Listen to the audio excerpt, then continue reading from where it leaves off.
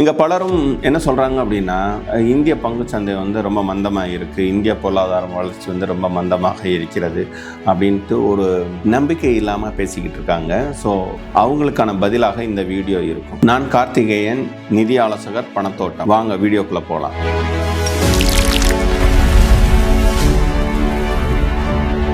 நானும் தோண்டி பார்த்தேன். உண்மையிலே நம்ம வந்து ரொம்ப மந்தமாக இருக்கோமா, இல்லை எதிர்காலம் நமக்கு வந்து ரொம்ப மோசமாக தான் இருக்கா, நம்மளுடைய பங்குச்சந்தை மீள்வதற்கான வாய்ப்புகள் இருக்கின்றதா, அல்லது நமக்கு வந்து வேலை வாய்ப்புலாம் பெறுகிறதுக்கு வாய்ப்பு இருக்கா அப்படின்னு சொல்லிட்டு பார்த்தேன். நேச்சுரலாக உலக வரைபடத்தில் இந்தியாவின் இருப்புன்றது மிக சரியான இடத்தில் இருக்குது. நம்மகிட்ட டிகிரி படித்த இளைஞர்களின் எண்ணிக்கை இதோட கம்பேர் பண்ணும்போது எந்த நாட்டிலும் இந்த அளவிற்கு கிடையவே கிடையாதுலாம். இப்போது இந்திய பங்குச்சந்தை பார்த்தீங்க அப்படின்னா 2024 செப்டம்பர் மாதத்துக்கு அப்புறம் ஒரு மந்தமான நிலைமையை தொடர்ந்து இருக்கு. ஆனால் மற்ற ஆசிய சந்தைகள் பார்த்தீங்க அப்படின்னா ரொம்ப வளர்ச்சியை பார்த்துக்கிட்டே இருக்காங்க. அதே மாதிரி இந்திய ரூபாயின் மதிப்பு பார்த்தீங்க அப்படின்னா 2 வருஷமா மந்தமா இருக்கு, ரொம்ப தொடர்ந்து வீழ்ந்து கொண்டே இருக்கு. ஆனால் மற்ற ஆசிய நாடுகளின் கரன்சிகள் பார்த்தீங்கன்னா ரொம்ப ஸ்ட்ராங் ஆகிக்கிட்டே இருக்காங்க. ஸோ இதெல்லாம் பார்க்கும்போது ஒரு அவநம்பிக்கை ஏற்படுவது என்பது இயல்பு தான். ஆனால் நீண்ட கால நோக்கில் பார்க்கணும். அப்படி நீண்ட கால நோக்கில்னா எத்தனை வருஷத்துக்கு பார்க்கலாம் அப்படின்னா, ஒரு 10 வருஷத்தை மினிமம் ஆரம்பிச்சு ஒரு 25 வருஷத்துல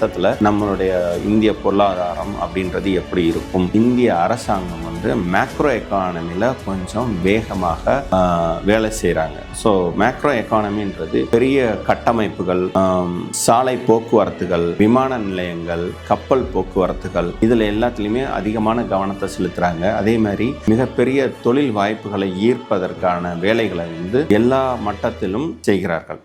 இன்றைய இளைஞர்கள் பார்த்தீங்க அப்படின்னா ஒரு மிகப்பெரிய கனவுகளோட அடுத்த கட்ட முயற்சியை நோக்கி போக ஆரம்பிச்சிருக்காங்க. நிறைய விஷயங்கள் படிக்கிறாங்க. எந்த ஒரு தொழில்நுட்பமும் உலக அளவில் வர ஆரம்பிச்சாலும் அதை அடுத்த நாளே தானே இந்தியாவில் அதை பிரித்து மேயறதுக்கு இங்கே ஒரு இளைஞர் கூட்டம் ரெடியாக இருக்குது. அது மட்டும் இல்லை, இங்கே இருந்து நிறைய நாடுகளுக்கு நம்மளுடைய இளைஞர்கள் சென்று வேலை பார்த்து அங்கே இருந்து நம்ம நாட்டுக்கு பணத்தை அனுப்புகிற அந்த விஷயங்களை நம்ம பார்க்குறோம். அது மட்டும் இல்லாமல் நம்மளுடைய மக்கள் வளம் மற்ற நாடுகளுக்கு ஒரு அவசிய தேவையாகவும் இருக்கிறது. அதாவது ஐரோப்பாவில் உள்ள ஜெர்மனி, ஆஸ்திரேலியா, ரஷ்யா உள்ளிட்ட பல நாடுகள் இந்திய இளைஞர்களுக்கு வேலை வாய்ப்பை கொடுப்பதில் ஆர்வம் காட்டுகிறார்கள். அதே மாதிரி பசிபிக் கண்ட்ரீஸ்லையும் சரி நிறைய வேலை வாய்ப்புகள் வந்து இந்தியர்களுக்கு கிடைக்க தொடங்கி இருக்கிறது. ஒருவேளை இன்னும் நல்ல அரசாங்கங்கள் அதிகாரத்தில் இருக்கவங்க வந்து தெளிவாக யோசிக்க ஆரம்பித்து நீண்ட கால திட்டங்களை வகுக்க ஆரம்பித்தால் இந்தியாவின் பொருளாதார வளர்ச்சி என்பது வெறும் 7% மட்டுமல்லாமல் 12% வளர்ச்சியை,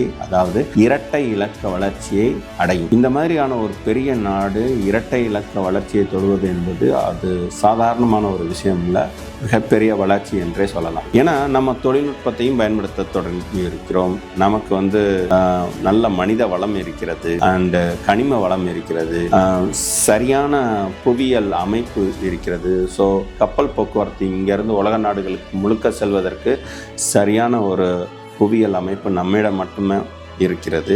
ஸோ அப்போ இதெல்லாம் சேர்ந்து இந்தியாவுக்கு சாதகமாக இருக்கிறது. அப்போது என்ன ஆகும், 25 வருஷத்தில் நம்மளுடைய வளர்ச்சின்றது ரொம்ப நல்லா இருக்கும். அப்போ நம்ம என்ன செய்யணும் அப்படின்னு கேட்டால், இந்த நேரத்தில் நீங்கள் உங்களுடைய முதலீடுகளை நீண்ட காலத்திற்கு திட்டமிடுங்கள். வெறும் அடுத்த வருஷத்துக்கு இல்லாட்டினா 2 வருஷத்துக்கு திட்டமிடக்கூடாது. அப்போ நீண்ட காலத்துக்கு திட்டமிடும் போது ஒரு எஸ்ஐபியா மாதம் 10,000 ரூபாய் அப்படின்னு இன்வெஸ்ட் பண்ணீங்க அப்படின்னா அதோட வளர்ச்சி நீங்கள் ஒரு தங்கத்தில் முதலீடு செய்வதை விட, ஒரு நிலத்தில் முதலீடு செய்வதை விட மிகப்பெரிய வளர்ச்சியை அடையும். ஏன்னா பங்குச்சந்தையில் மியூச்சுவல் ஃபண்ட்ஸ் வழியாக நீங்க முதலீடு செய்வது என்பது எக்கானமியில் செய்யும் முதலீடு. அப்போ எக்கானமியோட வளர்ச்சி ரொம்ப நல்லா இருக்கும்போது உங்களுடைய பொருளாதார வளர்ச்சி மிக நன்றாக இருக்கும். அதாவது உங்களிடம் ஒரு மிகப்பெரிய தொகை இருக்கிறது, அதை வைத்து நீங்க ஒரு இடத்தை வாங்கி போட்டுட்டு 10 வருஷம் கழிச்சு நம்ம பார்க்கலாம் அப்படின்னு நினைக்கிறீங்களா? அப்போ கண்டிப்பா யோசிக்கணும். ஏன்னா அந்த 10 ஆண்டுகளில் அந்த இடத்தின் வளர்ச்சியை விட இந்திய பொருளாதாரத்தின் வளர்ச்சியும்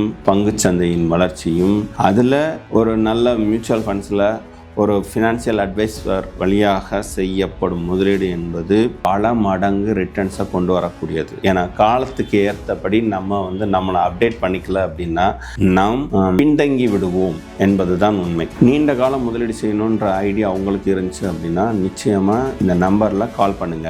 உங்க நம்பருக்கு எங்க டீம் கால் பண்ணி உங்களுக்கு வேண்டிய உதவிகளை செய்வார்கள். இப்போ நம்ம பேசினதுல உங்களுக்கு ஏதாவது கேள்விகள் இருக்கா? அப்படி கேள்விகள் இருந்ததுன்னா கமெண்ட்ல உங்களுடைய கேள்விகளை கேளுங்க. அந்த கேள்விகளுக்கான பதிலை நம்ம அடுத்த வீடியோல விரிவாக பார்க்கலாம். நன்றி.